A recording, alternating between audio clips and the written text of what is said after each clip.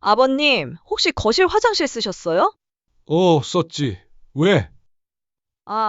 왜 1층 화장실은 안 쓰시고요?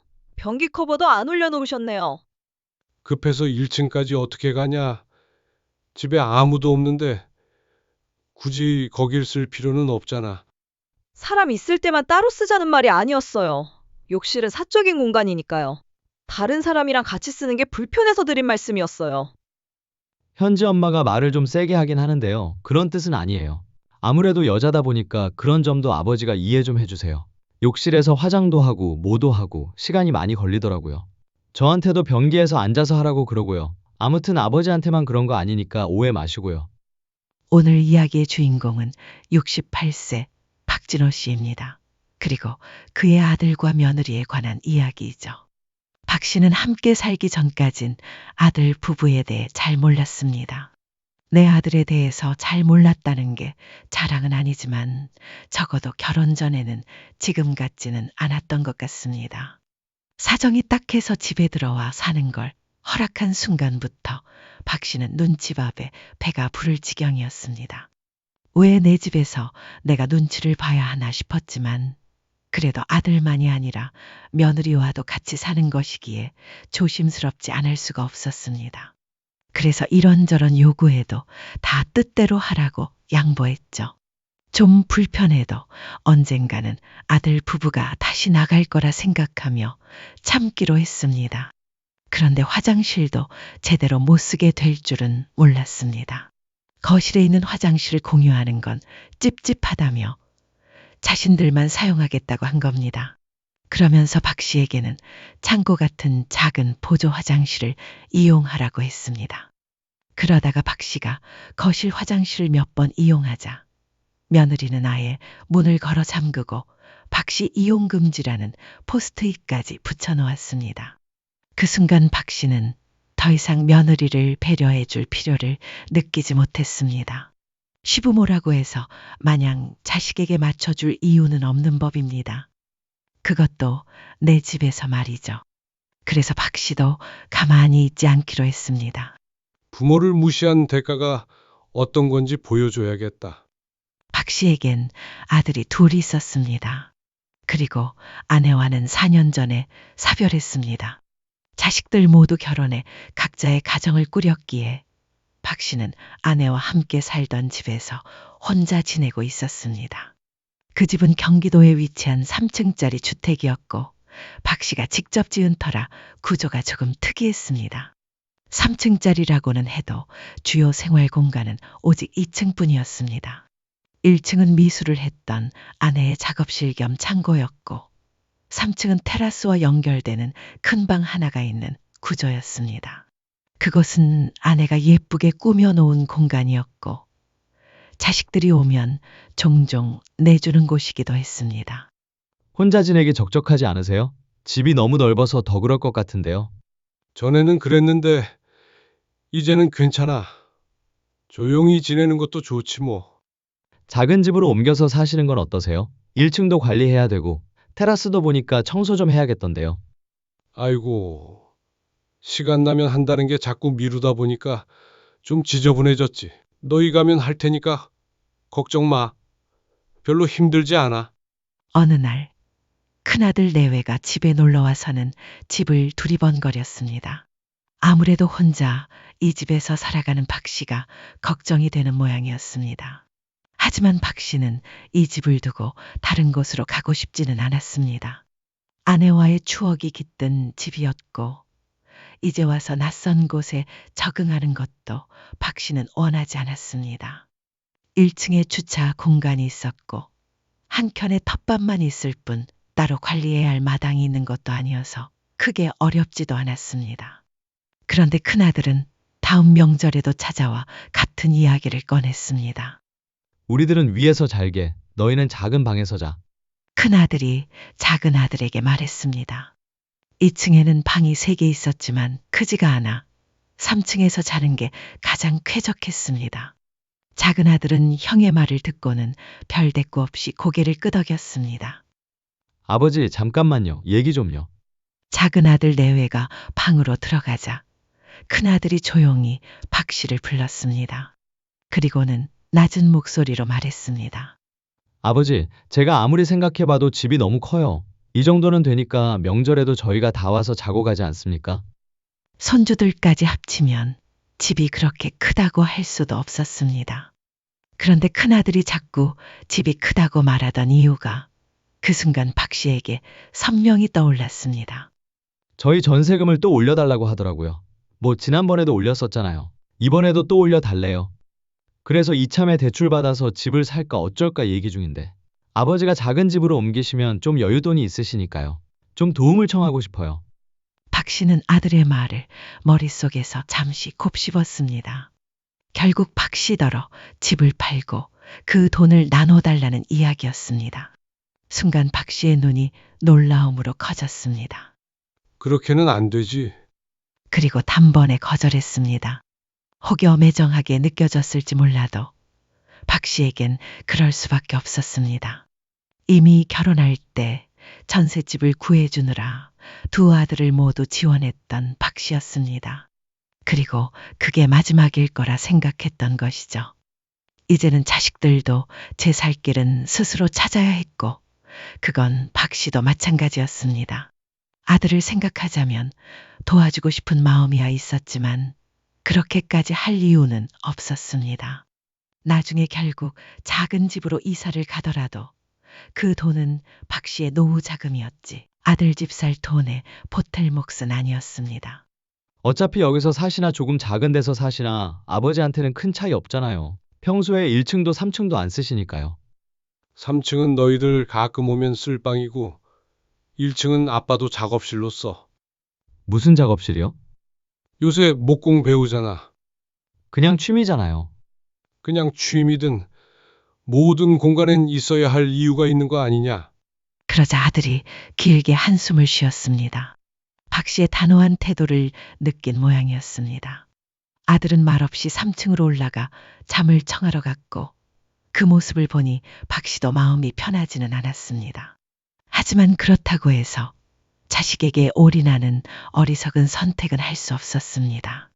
그러면 나중에 더 늙었을 때 자식도 박 씨 자신도 서로에게 짐이 될 수 있으니 말이죠. 그런데 보름쯤 지난 어느 날 큰아들에게서 연락이 왔습니다. 그리고 뜬금없는 부탁을 해왔습니다. 이 집에서 이사 나가기로 했어요. 근데 만기가 당장 이달 말이라서요. 일단 아버지 집에서 살다가 돈 좀 더 모아서 나가도 될까요? 갑작스럽고 일방적인 통보에 가까운 요청이었습니다. 쭉 같이 살자는 말은 아니었지만 박 씨에게는 충분히 고민스러운 일이었습니다. 혼자 지내는 게 외롭긴 해도 자식과 며느리와 함께 사는 것보다는 편할 게 분명했기 때문이었습니다. 그런데 이마저도 거절할 수 있을까? 박 씨는 스스로에게 물었습니다. 이미 한 차례 부탁을 거절한 바 있고 1에서 2년만 그렇게 하자는데 매정하게 내칠 수는 없었습니다. 저희는 3층에서 지내면 되잖아요. 애들은 어린이집 다니고 저희도 낮엔 일하니까 거의 저녁 시간밖에 집에 안 있어요. 그렇게 생각하니 부담감이 꽤 줄어들었습니다. 3층엔 화장실이 없기에 2층 주방과 화장실을 공유해야 했지만 아들 말대로 종일 같이 있는 것이 아니니 크게 불편하지 않을 수도 있겠다 싶었습니다. 너희는 안 불편하겠어? 저희는 괜찮아요. 현지 엄마가 먼저 그렇게 하고 싶다고 한 거니까요. 그 말은 의외였습니다.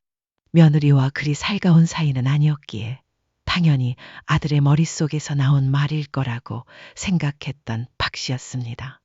결국 박 씨는 잠시 큰아들, 가족과 함께 살게 되었습니다. 1층의 작업실 공간을 대폭 줄이고 아들의 가구를 임시로 들여놓았습니다. 어차피 박 씨 집엔 이미 쓰던 가전과 가구가 있었기에 굳이 아들의 짐까지 드릴 필요는 없었죠. 그렇게 동거 생활이 시작되었습니다. 그리고 곧 갈등의 서막이 열렸습니다. 예상했던 것처럼 쉽지 않았습니다. 오랫동안 따로 살아온 아들과 함께 지내는 것도, 며느리와 마주치는 것도, 손주와 시간을 보내는 것도 박 씨의 평소 삶과는 많이 달랐습니다. 아버님, 죄송한데 현지 여기에다 좀 재울게요. 주말 저녁 거실 한켠에서 잠들어버린 손녀딸을 가리키며 며느리가 말했습니다. 그래, 그렇게 해. 이불이라도 덮어줘라. 네. 근데 애가 잠기가 너무 밝아서요. TV 소리는 많이 좀 줄여주세요. 이 정도면 돼? 아, 아니요. 더 줄여야 해요. 음량이 1이었는데도 더 줄이라는 소리에 박 씨는 할 수 없이 TV를 음소거해야 했습니다. 그리고 며느리는 위층으로 올라가 보겠다며 조용히 사라졌습니다.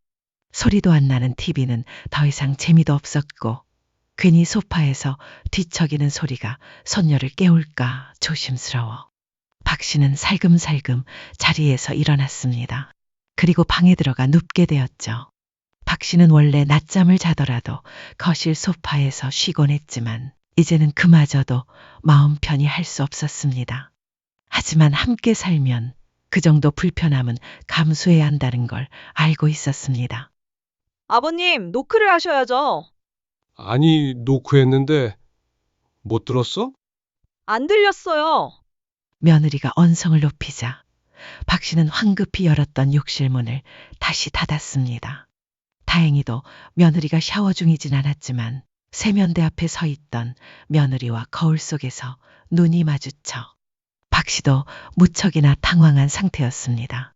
불이 켜져 있기에 노크를 했고 물소리에 못 들은 모양이었지만 박 씨는 가슴을 쓸어내리며 앞으로는 더 조심해야겠다고 다짐했습니다. 하지만 며느리는 이틀 넘게 박 씨에게 화가 난 듯 투명스럽게 굴었습니다. 분명 박 씨만의 잘못은 아니었는데도 말이죠. 참 어렵다. 하지만 어쩌겠나. 현지 엄마, 욕실에 있던 약통 못 봤어? 무슨 약통이요? 머리에 바르는 건데 손가락 한마디만 한 거. 아, 갈색병이요? 그래, 그거. 버렸어요. 오래된 것 같길래. 뭐? 그걸 왜 버려? 안 쓰시는 줄 알고요. 욕실이 지저분해서 정리하면서 버렸어요. 쓰시는 거면 잘 두시지. 박 씨는 그 말을 듣고 잠시 말을 잃었습니다. 머리가 빠진 부분에 바르는 약이었고 한 병에 무려 7만 원이나 하는 것이었습니다. 그걸 며느리가 아무렇지 않게 버렸다는 말에 박 씨는 절로 탄식이 나왔습니다. 그 말을 듣고 욕실을 둘러보자 그것은 더 이상 박 씨가 쓰던 욕실이 아니었습니다. 아이가 있는 집이라 그런 것도 있겠지만 완전히 며느리의 취향대로 바뀌어 있었습니다. 샴푸며 비누며 전부 박 씨가 쓰지 않는 것들 뿐이었고 박 씨의 물건들은 욕실 한쪽 구석으로 철저히 밀려나 있었습니다.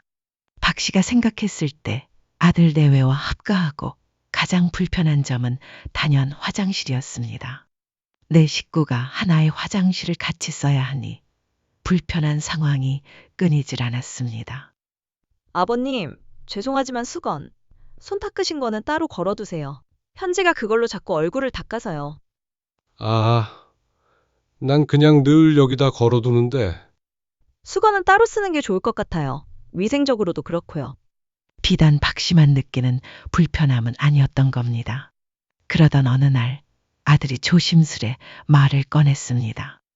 아버지, 저희가 거실 화장실을 쓸 수밖에 없잖아요. 그래서 그런데 혹시 아버지가 1층에 있는 화장실을 이용하시는 건 어때요? 아무래도 현지 엄마가 너무 불편할 것 같아서요. 물건 두기도 좀 그렇고. 그러면서 아들은 말끝을 흐렸습니다.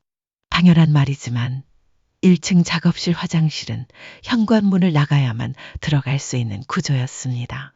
2층과 3층은 안에서 바로 연결되어 있는 구조인 반면 1층은 현관문을 나가야 들어갈 수 있었습니다.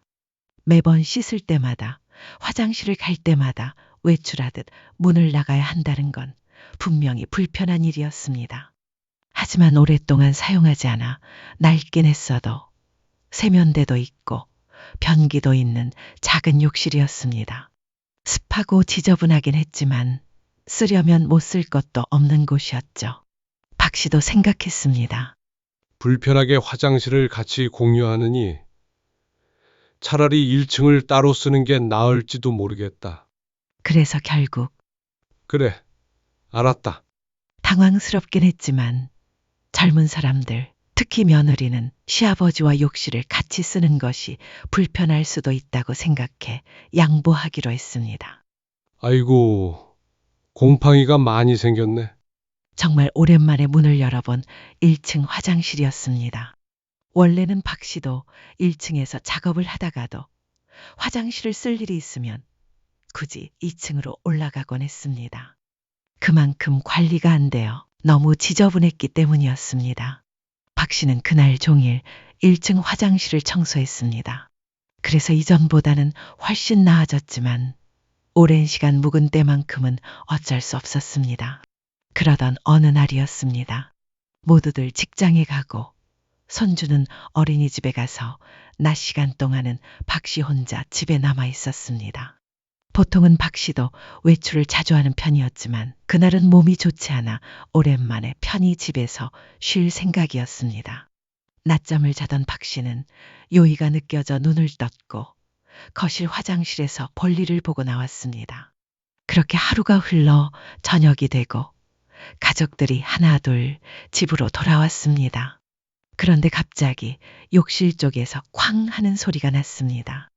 아버님, 혹시 거실 화장실 쓰셨어요? 어?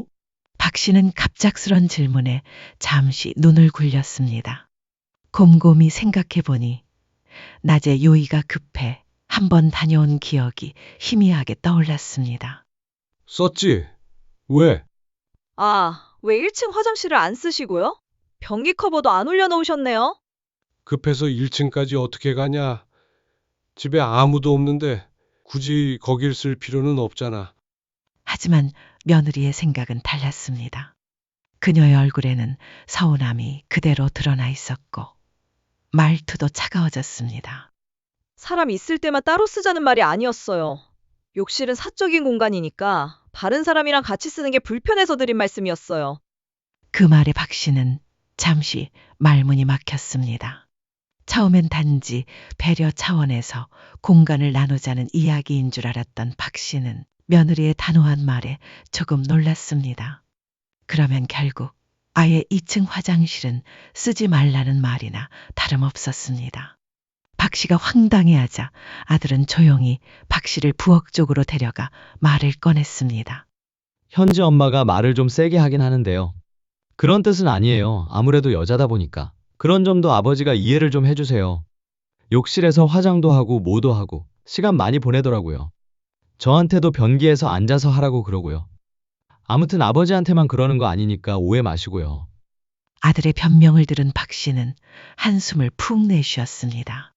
어째서 내 집에서 화장실도 마음껏 못 쓰나?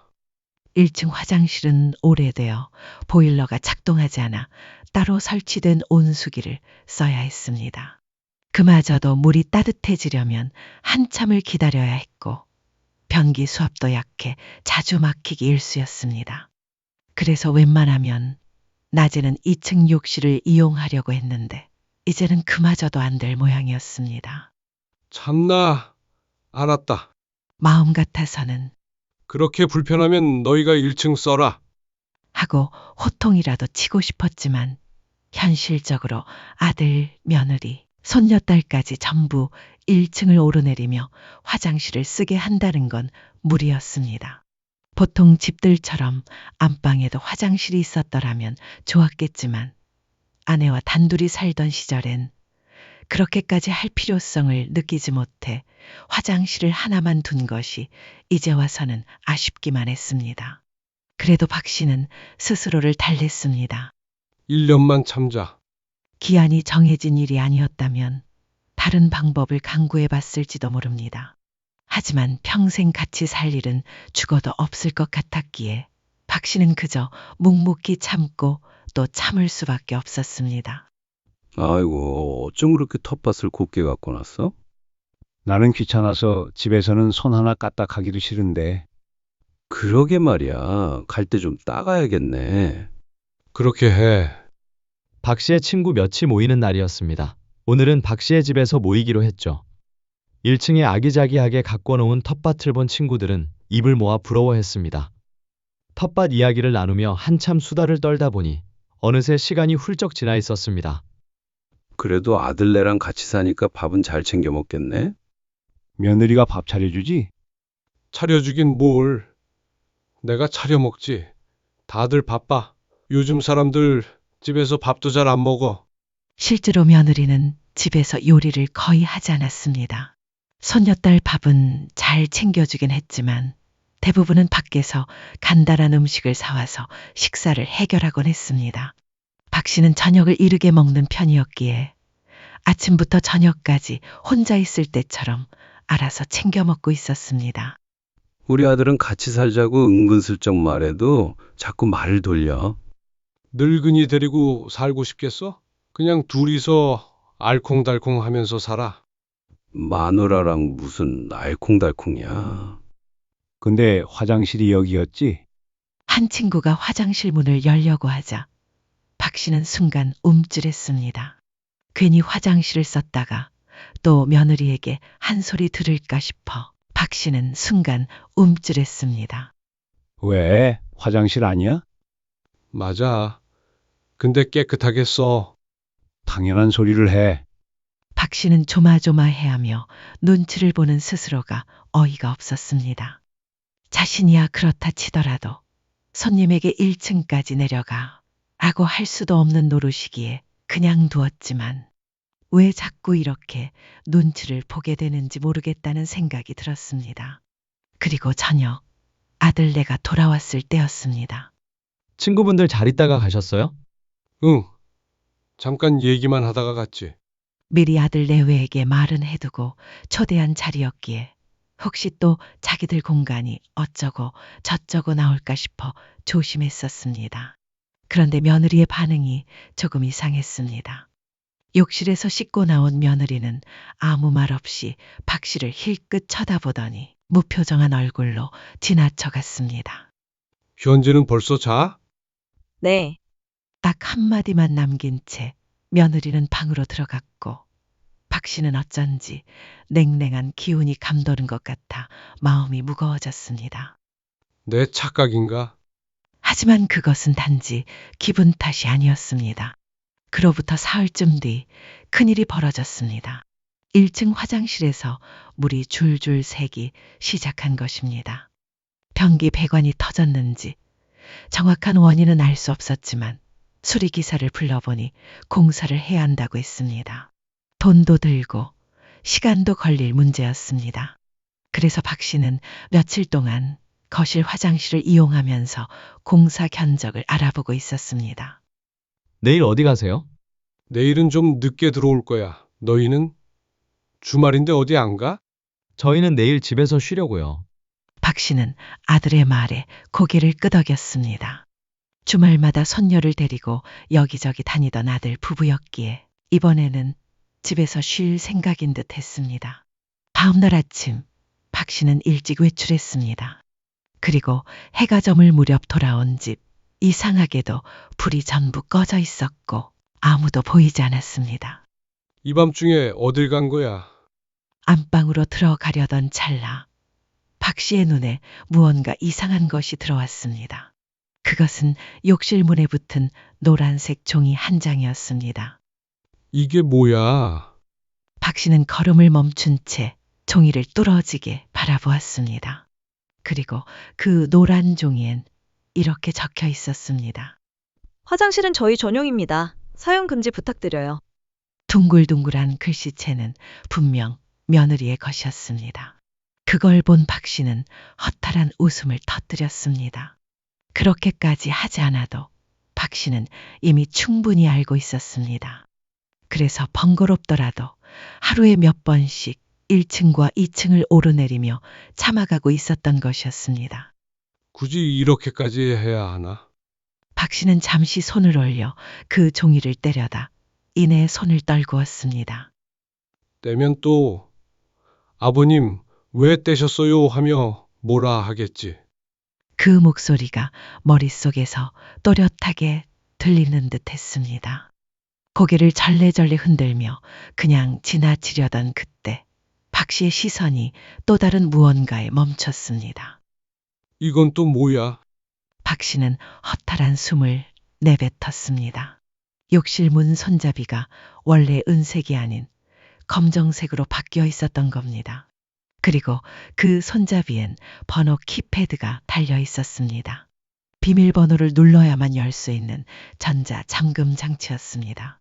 박 씨가 조심스레 손잡이를 잡아당기자 찰칵 작은 소리만 남긴 채 문은 돌아가지 않았습니다. 문은 굳게 닫혀 있었습니다. 그리고 박 씨의 가슴도 그 순간 함께 잠겼습니다. 비밀번호를 걸어놓은 손잡이는 그 자체로 박 씨를 거절하는 표시 같았습니다. 비밀번호를 모르면 열 수 없게끔 손잡이를 통째로 바꿔버린 것이었습니다. 박 씨가 외출한 틈을 타 며느리가 이런 일을 꾸민 것 같았고 아들도 여기에 한몫 거들었으리라 짐작됐습니다. 박 씨는 한참 동안 서서 허탈한 웃음을 내뱉으며 허공을 바라보다가 바닥을 내려다보길 반복했습니다. 그러다 결국 아들에게 전화를 걸었습니다. 너 이거 뭐야? 무슨 말씀이세요? 뭐 무슨 말씀이세요는 뭐야? 화장실 손잡이 이거 뭐냐고? 아, 그거요? 신기한 게 있길래 한번 해봤어요. 함부로 문 못 열도록요. 함부로 문을 열어? 그게 내 얘기야? 자꾸 저희 화장실 쓰시니까요. 너희 화장실? 그게 어떻게 너희 화장실이야? 저희가 쓰기로 했잖아요. 1층 화장실 고장난 거 알면서 그러는 거냐? 알긴 알죠. 근데 그건 고치는 중이라고. 그리고 이번에 친구분들 오셔서 거실 화장실 쓰신 거 아니에요? 현지 엄마 예민한 거 아시잖아요. 자꾸 다른 사람이 화장실 쓰니까 냄새 난다고 스트레스 받아요. 뭐? 냄새? 그렇잖아요. 위생적으로도 그렇고요. 그러니까 내가 화장실 쓰는 것 때문에 문에 잠금 장치를 달았다는 얘기지? 꼭 그렇다는 말은 아니고요. 하지만 박 씨는 알 수 있었습니다. 아들의 말은 결국 노인과 화장실을 함께 쓰기 싫다는 뜻이었습니다. 노골적으로 그렇게 말하지 않았을 뿐 말뜻은 너무도 분명했습니다. 해도 너무한다. 충분히 알아들었고 충분히 조심하려 애써온 박 씨였습니다. 하지만 돌아온 건 잠긴 문과 바뀐 손잡이였습니다. 하지만 피치 못할 상황은 언제든 있을 수 있었습니다. 이번처럼 공사 문제도 생길 수 있고 막말로 새벽에 잠에서 깼는데 바깥 화장실까지 나가고 싶지 않은 날도 있을 터였습니다. 그럴 때마다 어떻게 그렇게 철저하게 지키며 살라는 건지 박 씨는 도무지 이해할 수 없었습니다. 그것도 자기 집에서 말이죠. 너무한다 싶었다. 아무리 그래도 배려를 왜 한쪽에서만 해야 하는지. 박 씨는 목이 매듯 중얼렸습니다. 그럼 난 화장실을 어떻게 쓰라는 거야? 그러자 아들이 아무렇지 않게 말했습니다. 그 앞에 상가 화장실 열려 있잖아요. 뭐라고? 아들의 헛소리에 박 씨는 그 순간 화가 머리끝까지 치솟았습니다. 이런 말을 듣고 있다는 것 자체가 모욕이었고 이따위 인간과 대화하고 있다는 사실이 그저 시간 낭비처럼 느껴졌습니다. 비밀번호 알려줘. 나도 이 화장실 쓸 거야. 아, 아버지 잠깐만요. 현지 엄마한테 물어볼게요. 그렇게 말한 뒤 전화는 끊겼고 한참을 기다려도 아들은 다시 전화하지 않았습니다. 박 씨가 며느리에게 전화를 걸어도 받지 않았습니다. 하지만 박 씨는 더 이상 마냥 기다릴 생각이 전혀 없었습니다. 그는 망설임 없이 성큼성큼 걸음을 옮기기 시작했습니다. 그리고 박 씨는 서랍장에서 망치를 꺼내 들고 나왔습니다. 집주인 허락도 없이 이런 걸 설치해? 그는 망치를 들고 화장실 문 앞으로 가서 힘껏 손잡이를 내리쳤습니다. 쿵! 무겁게 울리는 소리와 함께 손잡이가 약간 내려간 채 휘청였습니다. 박 씨는 주저없이 두어 번 더 망치를 내리쳤습니다. 툭! 결국 손잡이는 덜렁거리며 떨어졌습니다. 설치 방식이 어쨌든 결국엔 그냥 손잡이였을 뿐이었습니다. 손잡이 자체를 없애버리면 잠금 장치 따위는 의미가 없었습니다. 그렇게 화장실 문고리는 휑하니 구멍이 뚫렸고 박 씨는 몇 번 문을 밀어 열었습니다. 그 순간 까짓것 잠금 장치 없는 화장실로 쓰지. 뭘? 조용히 그렇게 중얼이며 안으로 들어갔습니다. 조금 뒤 아들 부부가 귀가했습니다. 경악한 표정으로 문고리 없는 욕실을 바라보던 며느리에게 박 씨는 냉정하게 말했습니다. 화장실 얻으려거든 너희가 1층으로 내려가라.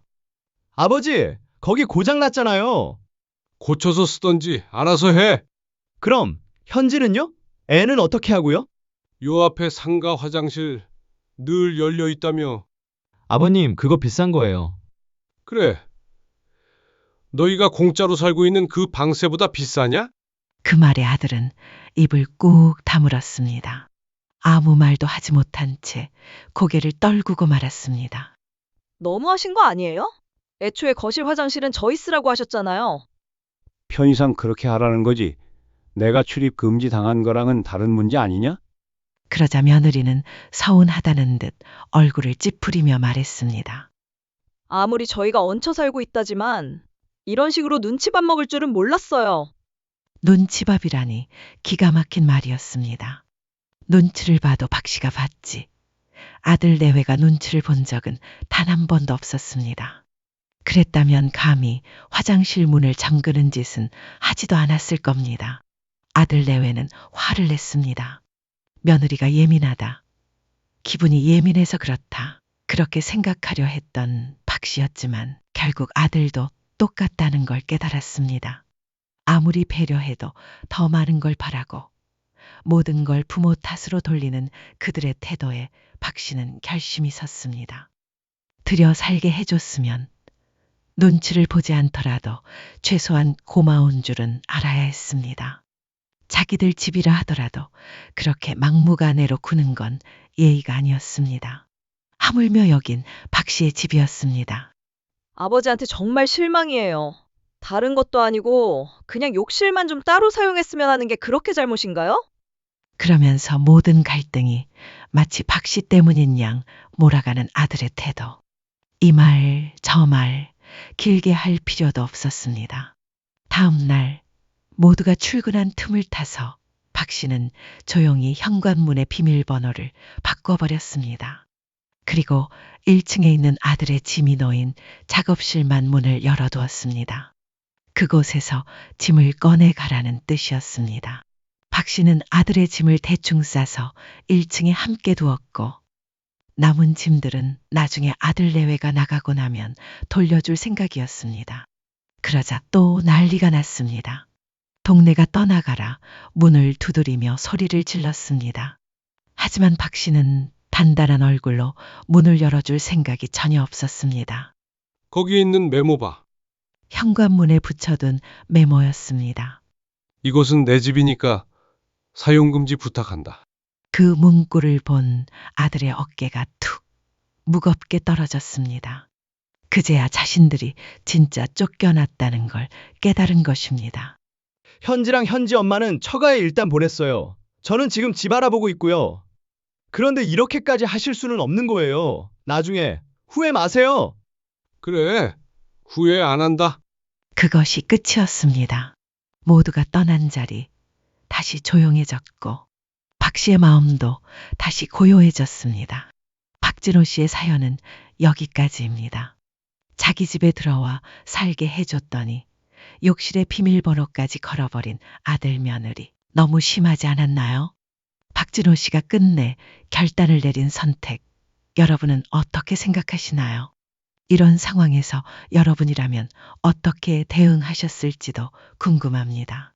박진호 씨의 행동이 속 시원하셨다면 댓글로 여러분의 생각을 나눠주세요. 사연이 흥미로우셨다면 구독과 좋아요도 부탁드릴게요. 다음에 또 다른 이야기로 찾아오겠습니다.